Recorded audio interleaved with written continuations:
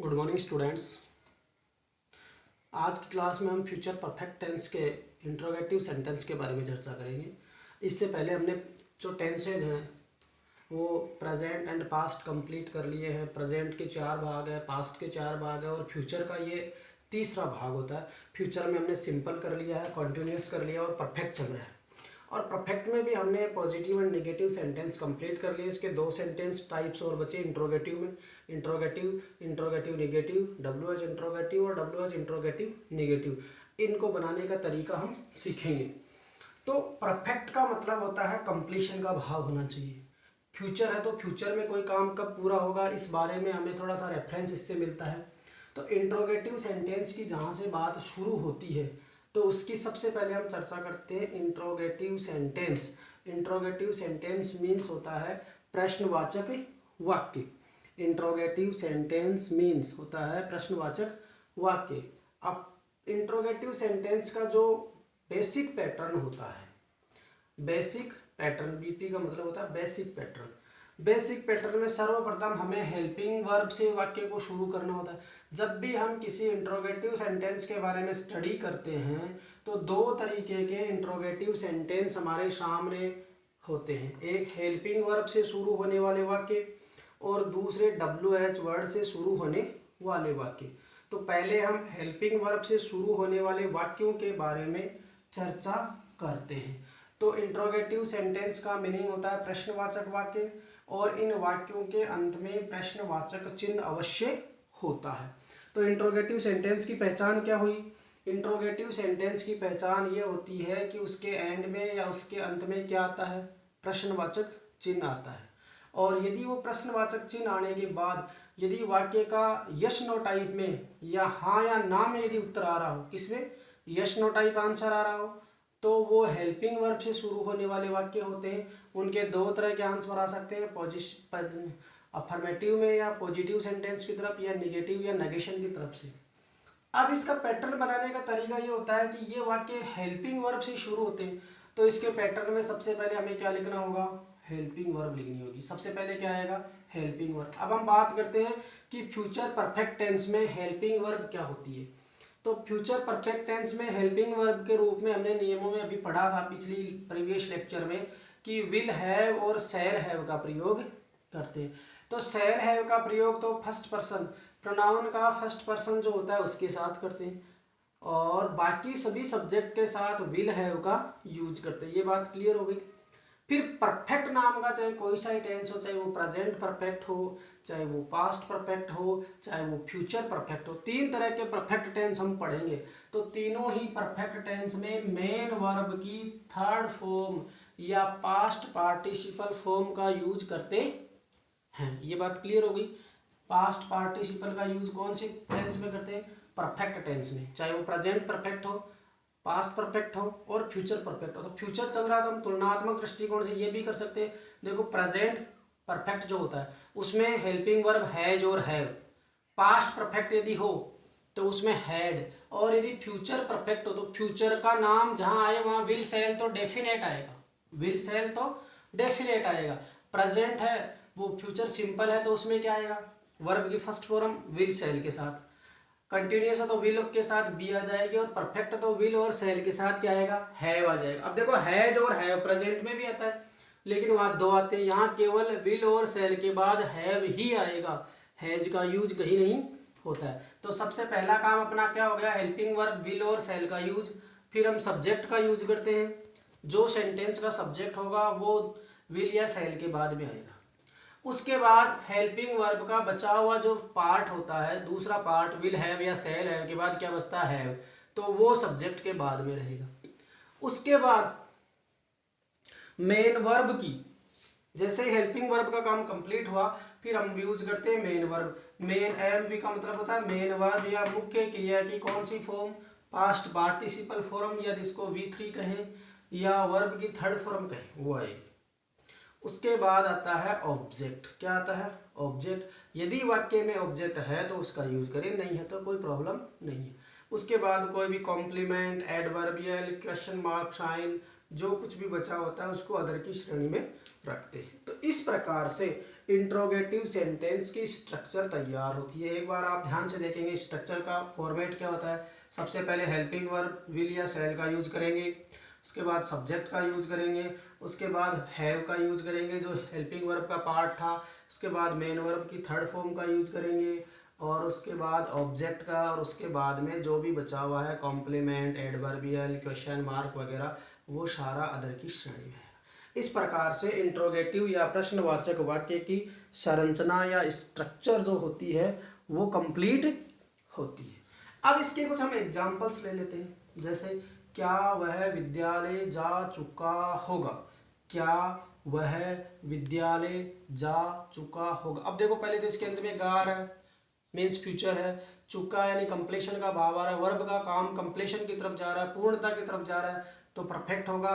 और तो ये कौन सा बन गया, फ्यूचर परफेक्ट बन गया। अब सेंटेंस में सब्जेक्ट क्या है उसके अकॉर्डिंग इसको करते हैं। सब्जेक्ट क्या है, वह सब्जेक्ट का होता है ही। अब वह है वो सेकंड पर्सन थर्ड पर्सन में आता है, तो इसके साथ क्या है कि विल। तो विल जब भी किसी हेल्पिंग वर्ब से वाक्य को शुरू करेंगे तो वो कैपिटल लेटर में लिखा जाएगा। अगर हेल्पिंग वर्ब को सब्जेक्ट के पहले लिखते हैं, या यूँ कहें जिस भी वर्ड से सेंटेंस को शुरू करते हैं, चाहे वो हेल्पिंग वर्ब हो, चाहे वो WH वर्ड हो, चाहे वो सब्जेक्ट हो, उसका फर्स्ट लेटर कैसा लिखा जाएगा, कैपिटल लिखा जाएगा। Will he have gone to school. तो पहले तो हेल्पिंग वर्ब सब्जेक्ट के अनुसार, सब्जेक्ट ही है तो ही के अनुसार क्या आएगा विल, फिर सब्जेक्ट ही तो विल ही, फिर बचा हुआ पार्ट हैव तो हैव आ गया। अब मेन वर्ब की थर्ड फॉर्म तो गो होता है जाना का, तो गो का थर्ड फॉर्म होती है गो की, go first, went second, gone third, तो थर्ड फॉर्म क्या बन गई गोन। फिर बचा हुआ जो ऑब्जेक्ट टू स्कूल, तो will he have gone to school, will he have gone to school, क्या वह विद्यालय जा चुका होगा। इस तरीके से इसका एग्जाम्पल बनता है। अब हम दूसरा एग्जाम्पल क्लियर करते हैं। क्या हम पुस्तक पढ़ चुके होंगे, क्या हम पुस्तक पढ़ चुके होंगे। अब देखो हम जो सब्जेक्ट है वो किस प्रकार का सब्जेक्ट है, फर्स्ट पर्सन का सब्जेक्ट है, प्लूरल है, सिंगुलर प्लूरल का तो यहाँ कोई इश्यू नहीं है। हमें तो प्रश्न देखना है तो फर्स्ट पर्सन है कि सेकंड पर्सन है कि थर्ड पर्सन, तो फर्स्ट पर्सन के साथ क्या आएगा सेल। तो देखो ये पहले गया आ रहा है, फिर चुका आ रहा है, तो कंप्लीशन का भाव आ रहा है फ्यूचर, तो ये फ्यूचर परफेक्ट बन गया।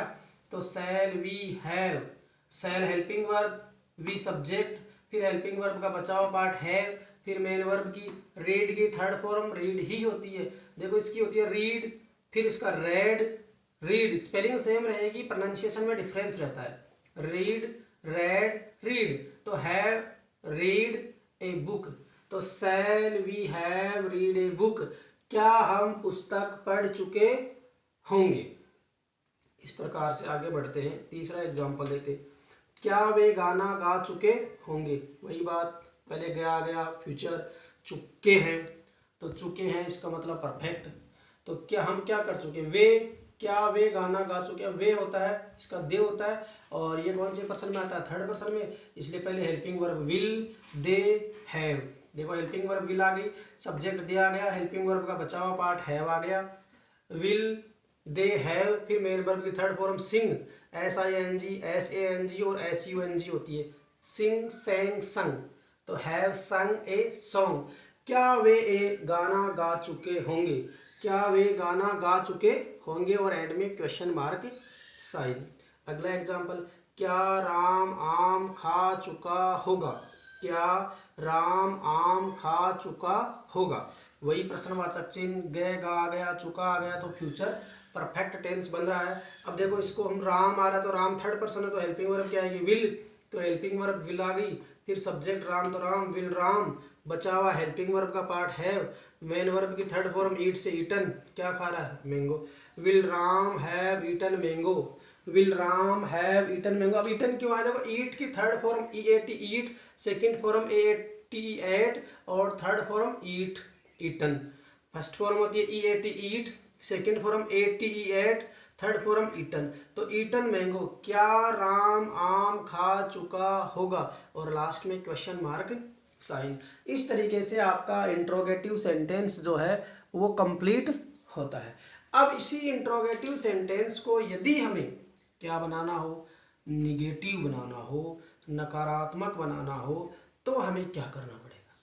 केवल हमें कोई चेंज नहीं करना पड़ेगा। हिंदी वाले वाक्यों में केवल नहीं का यूज करना होगा और इंग्लिश वाले वाक्यों में नॉट का यूज करना होगा। केवल हमें ये जानकारी होनी चाहिए कि ये यूज करेंगे कहाँ, किस जगह इसका यूज करना है। तो इसके लिए हमने पहले बेसिक पैटर्न तैयार किया था। इंट्रोगेटिव निगेटिव सेंटेंस, प्रश्नवाचक नकारात्मक वाक्य। इंट्रोगेटिव निगेटिव सेंटेंस, प्रश्नवाचक नकारात्मक वाक्य। सबसे पहले हेल्पिंग वर्ब, वही विल सेल आएगा, फिर सब्जेक्ट आएगा। सब्जेक्ट के बाद में हमने नियमों में लिखा था कि इंट्रोगेटिव निगेटिव सेंटेंस बनाते वक्त सब्जेक्ट के बाद किसका यूज करेंगे, नोट का यूज करेंगे। तो विल सेल हेल्पिंग वर्ब हो गई, सब्जेक्ट आ गया और सब्जेक्ट के बाद किसका यूज कर दिया, नोट। और नोट के बाद मेन वर्ब की थर्ड फॉर्म या मेन वर्ब की पास्ट पार्टिसिपल फॉर्म का यूज करेंगे। उसके बाद वाक्य में ऑब्जेक्ट है तो ऑब्जेक्ट का यूज करेंगे। उसके बाद अदर में कॉम्प्लीमेंट, एडवर्बियल, क्वेश्चन मार्क, जो कुछ भी आएगा वो लास्ट में आ जाएगा। अब इन्हीं एग्जांपल्स को मैं नेगेटिव बनाता हूं। देखो, क्या वह विद्यालय नहीं जा चुका होगा, क्या वह विद्यालय नहीं जा चुका होगा। अब देखो, पहले तो इसमें हेल्पिंग वर्ब आएगी विल, और विल के बाद में सब्जेक्ट, और सब्जेक्ट के बाद में क्या आएगा, नोट। तो सबसे पहले विल, फिर ही सब्जेक्ट आ गया, फिर सब्जेक्ट के बाद नोट, फिर बची हुई हेल्पिंग वर्ब, फिर मेन वर्ब की थर्ड फॉर्म और फिर ऑब्जेक्ट। तो यह वाक्य लिखा हुआ ही will he have gone to school, केवल हैव के और सब्जेक्ट के बीच में नोट आ जाएगा। क्या आएगा, will he not have gone to school, will he not have gone to school, will he not have gone to school. क्या वह विद्यालय नहीं जा चुका होगा। दूसरा एग्जाम्पल देखते हैं। क्या हम पुस्तक नहीं पढ़ चुके होंगे, क्या हम पुस्तक नहीं पढ़ चुके होंगे। क्वेश्चन मार्क आ रहा है, निश्चित हो गया वाक्य प्रश्नवाचक है। गे गा गे गी आ रहा है, निश्चित हो गया वाक्य फ्यूचर का है। चुका चुके चुके आ रहा है, निश्चित हो गया वाक्य परफेक्ट में जाएगा। अब हमें पता चल गया कि ये फ्यूचर परफेक्ट टेंस का सेंटेंस बन रहा है। तो अब इस बेसिक पैटर्न को फॉलो करते हुए इसको कंप्लीट करेंगे। सबसे पहले क्या आना चाहिए, हेल्पिंग वर्ब। तो वी के साथ हेल्पिंग वर्ब क्या आएगा, वी जो होता है फर्स्ट पर्सन होता है इसलिए सेल आ जाएगा, सेल वी। फिर सब्जेक्ट के बाद में not, shall we not, not के बाद बची हुई helping verb have, not have. फिर मेन वर्ब की थर्ड फॉर्म, तो थर्ड फॉर्म रीड की रीड ही होती है। अभी पिछले एग्जाम्पल में हमने कंप्लीट करी थी, प्रोनाउंसिएशन अलग होता है। बाद में बचा हुआ सब्जेक्ट ए बुक। तो shall we not have read a book, shall we not have read a book. क्या हम पुस्तक नहीं पढ़ चुके होंगे, क्या हम पुस्तक नहीं पढ़ चुके होंगे, पढ़ चुके होंगे। तो क्या बनेगा, shall we not have read a book. अगले एग्जाम्पल की तरफ बढ़ते हैं। क्या वे गाना नहीं गा चुके होंगे, क्या वे गाना नहीं गा चुके होंगे। तो सबसे पहले सब्जेक्ट के अनुसार हेल्पिंग वर्ब आएगी, तो थर्ड पर्सन है दे, तो क्या आएगा विल दे। सब्जेक्ट आ गया, सब्जेक्ट के बाद नोट लगाना, तो नोट, नोट के बाद बची हुई हेल्पिंग वर्ब तो हैव आती है, बची हुई हेल्पिंग वर्ब आ गई। फिर मेन वर्ब की थर्ड फॉर्म सिंग सेंग संग, थर्ड फॉर्म क्या है, संग ए सॉन्ग। क्या वे गाना नहीं गा चुके होंगे, तो will they not have sung a song, will they not have sung a song. क्या वे गाना नहीं गा चुके होंगे, और एंड में क्वेश्चन मार्क साइन। अगले सेंटेंस की तरफ बढ़ते हैं। क्या राम आम नहीं खा चुका होगा, खा चुका होगा। क्या राम आम नहीं खा चुका होगा। तो विल क्यों आया, राम, राम कौन सा पर्सन है, थर्ड पर्सन, तो थर्ड पर्सन में हेल्पिंग वर्ब क्या आती है, विल, तो विल आ गया। सब्जेक्ट, तो सब्जेक्ट आ गया। नोट, नोट आ गया। उसके बाद इधर हमने थोड़ा सा हैव लिखेंगे, क्या लिखेंगे, not plus have plus main verb की थर्ड फॉर्म, क्या लिखेंगे, will shall plus subject plus not plus have plus main verb की third form plus object plus other. तो देखना, will they not have sung a song, will they not have sung a song. तो तो क्या वे गाना नहीं गा चुके होंगे। अब देखना अगला, क्या राम आम नहीं खा चुका होगा। Will Ram not have eaten mango.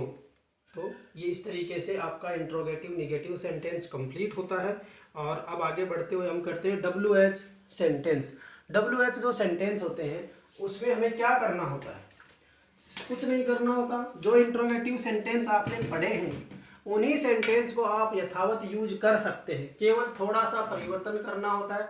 देखो WH इंट्रोगेटिव सेंटेंस, WH प्रश्नवाचक वाक्य, WH इंट्रोगेटिव सेंटेंस, WH प्रश्नवाचक वाक्य, इनमें करना, इसका बेसिक पैटर्न बनाना है। तो सबसे पहले तो आएगा WH वर्ड वाले वाक्य WH से शुरू होते हैं, तो कोई प्रॉब्लम नहीं। सबसे पहले हम WH वर्ड लिखेंगे, फिर शेष नियम वही यथावत रहते, फिर हेल्पिंग वर्ब, फिर सब्जेक्ट के बाद है बचेगा, विल सेल तो पहले आ गया, फिर हैव आ गया, फिर मेन वर्ब की थर्ड फॉर्म और फिर अदर। ऑब्जेक्ट इसमें आएगा नहीं। WH वाले सेंटेंस जो होते हैं उसमें क्या नहीं आता, ऑब्जेक्ट का यूज नहीं होता। जैसे वह कहाँ जा चुका होगा, where will he have gone. अब देखो पहले तो WH वर्ड की जगह WH वर्ड आ गया, फिर हेल्पिंग वर्ब विल सेल में से ही सब्जेक्ट है तो क्या आ गया विल, फिर सब्जेक्ट, फिर बचा हुआ है और फिर मेन वर्ब की थर्ड फॉर्म। ऑब्जेक्ट का यूज हमने इसमें किया नहीं है। अब देखना अगला एग्जांपल जो है वो है वह क्या पढ़ चुका होगा। तो क्या सवाल आ रहा है इसमें, तो क्या का WH वर्ड होता है वोट, तो हमने पहले वोट ले लिया। फिर वही ही है तो ही के लिए क्या आएगा, फर्स्ट पर्सन तो है नहीं, थर्ड पर्सन है तो will. Vote will he have read, vote will he have read. Have क्यों आया ही के बाद में, क्योंकि ये विल हेल्पिंग वर्ब उसके साथ का बचा हुआ पार्ट जो सब्जेक्ट के बाद में, और ये रीड की थर्ड फॉर्म रीड होती है इसलिए रीड आ गया। Vote will he have read, वह क्या पढ़ चुका होगा। ऐसे अगले वाक्य सेंटेंस की तरफ बढ़ते हैं, वे क्या गा चुके होंगे, वोट विल दे हैव संग। अब वोट क्यों आया, WH वर्ड से वाक्य शुरू करेंगे तो हिंदी के वाक्य में प्रश्नवाचक शब्द क्या है और क्या का अंग्रेजी में क्या होता है वोट। फिर हमने यहाँ वे है सब्जेक्ट, तो सब्जेक्ट वे होता है थर्ड पर्सन, तो क्या आएगा वोट विल, थर्ड पर्सन के साथ विल आएगा। Helping verb what will they, subject they आ गया, फिर वही हेल्पिंग वर्ब का बचा हुआ पार्ट है और फिर संग, तो vote will they have sung, वे क्या गा चुके होंगे, लास्ट में क्वेश्चन मार्क साइन। अगले सेंटेंस की तरफ बढ़ते हैं, हम क्या खा चुके होंगे, हम क्या खा चुके होंगे। अब देखो हम सब्जेक्ट है वो फर्स्ट पर्सन होता है और WH वर्ड का इसमें क्या आ रहा है क्या, तो क्या कहा गया वोट, और WH वर्ड के अनुसार वोट के बाद में हेल्पिंग वर्ब सब्जेक्ट वी के अनुसार आएगी, तो shall what shall we have eaten, हम क्या खा चुके होंगे। What shall we have eaten, हम क्या खा चुके होंगे। अब बात करते हैं, देखो WH इंट्रोगेटिव सेंटेंस की सेम उसी पैटर्न में बनेगा। WH वर्ड की जगह WH, फिर हेल्पिंग वर्ब की जगह हेल्पिंग वर्ब, सब्जेक्ट की जगह सब्जेक्ट। क्या चेंज होगा, सब्जेक्ट के बाद नोट लग जाएगा और कुछ चेंज नहीं होगा। देखना सबसे पहले WH वर्ड, फिर सब्जेक्ट, फिर नोट। सब्जेक्ट के बाद में इसमें केवल नोट नहीं है, हैव है सीधा, इसमें नोट आ गया। नोट के बाद में हैव और हैव के बाद में मेन वर्ब की थर्ड फॉर्म और फिर अदर, ऑब्जेक्ट नहीं है, इसमें ऑब्जेक्ट नहीं आएगा। देखो वह कहाँ नहीं जा चुका होगा, तो वोट विल ही, यहाँ तक तो पहले वाला मैच हो रहा है, वोट विल ही, तो वोट विल ही वोट क्यों आया, वह कहाँ नहीं जा चुका होगा। तो इसमें हमें वोट नहीं करना बल्कि क्या करना, कहाँ का मीनिंग क्या होता है where, WHERE, where will he not have gone, where will he not have gone, वह कहाँ नहीं जा चुका है। अगला देखो, वह क्या नहीं पढ़ चुका होगा, तो क्या का वही वोट आ जाएगा, वोट विल वी, यहाँ तक तो कंप्लीट रहेगा पहले वाला, what will he, what will we, subject के बाद नोट लगा दो, what will we not have read, वह क्या नहीं पढ़ चुका होगा। ऐसे हम बात करते हैं, अगले सेंटेंस की तरफ बढ़ते हैं, वे क्या नहीं गा चुके होंगे, वे क्या नहीं गा चुके होंगे। अब क्या का मीनिंग क्या होता है वोट, तो वोट को पहले रख दो, वोट दे के अनुसार हेल्पिंग वर्ब विल आएगी, वोट विल फिर सब्जेक्ट दे का वे का दे, तो वोट विल दे फिर नोट आ जाएगा, फिर हैव आ जाएगा, vote will they not have संग। अब संग क्या है, SING सिंग की थर्ड फॉर्म और फिर क्वेश्चन मार्क साइन। तो वे क्या नहीं गा चुके होंगे, what will they not have sung, वे क्या नहीं गा चुके होंगे। अगला सेंटेंस एक और बचा हुआ है, वो और करते हैं। हम क्या नहीं खा चुके होंगे, ये गा चुके और ये खा चुके। अब इसमें हम आ गया तो सेल आ जाएगा, तो पहले वोट का तो वोट आ जाएगा, क्या का तो what shall we, what shall we, not आ जाएगा, सब्जेक्ट है वी, उसके बाद में फिर है और फिर खाने का ईटन, थर्ड फॉर्म। तो what shall we not have eaten, हम क्या नहीं खा चुके होंगे। इस प्रकार से आपका फ्यूचर परफेक्ट टेंस है वो कंप्लीट हो चुका है। You can write it your notebook as a homework. आप इन सब वाक्यों को अपनी नोटबुक में अच्छे से उतार करके होमवर्क के रूप में करेंगे। Thank you very much.